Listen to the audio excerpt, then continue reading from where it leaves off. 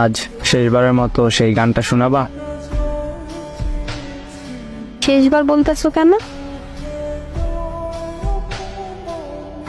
এরপর থেকে আমি আর শুনতে চাইবো না, তাই।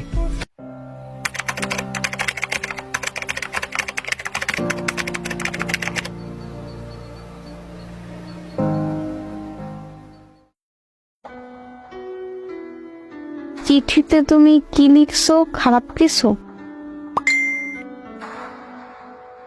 তেমন কিছু না, সাধারণ কয়টা কথা লিখছি। তাহলে কান্না করবো কেন? তুমি তো একটা পাগল, অল্পতেই কান্না করে দাও, তাই বললাম। আচ্ছা, তুমি কি জানো আমার কখন বেশি মন খারাপ হয়? কখন? তোমার চোখে পানি দেখলে। খারাপ কিছু যে কান্না করব? ঠিক আছে, কান্না করব না। আবির, তোমার কি মন খারাপ? একটা কথা বলবো, শুনবা? আচ্ছা, শুনবো, বলো। আজ শেষবারের মতো সেই গানটা শোনাবা? শেষবার বলতেছো কেন? এরপর থেকে আমি আর শুনতে চাইবো না, তাই। কেন? আরে আজকের পর তুমি প্রতিদিন একটা করে নতুন গান শোনাবা। এক গান কতদিন ভালো লাগে বলো? ও আচ্ছা। হ্যাঁ, মন খারাপ করবা না কখনো। মন খারাপ করব কেন?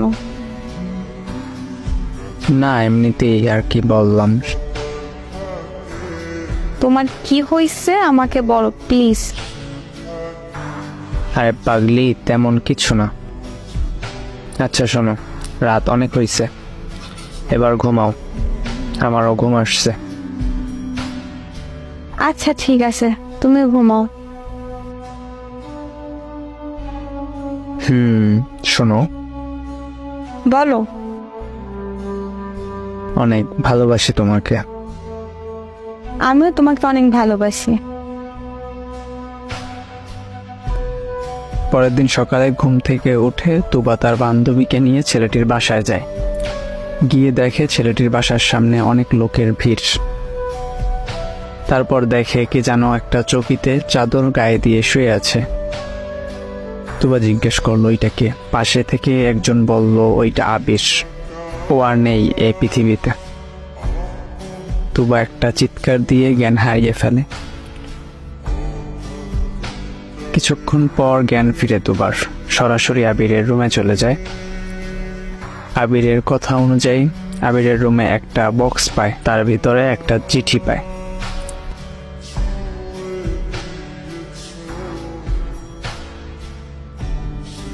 তুবা, আমি জানি তুমি কান্না করছো, তুমি তো জানো তোমার কান্না আমার সবচেয়ে বেশি কষ্ট দেয়। কান্না কইরো না প্লিজ।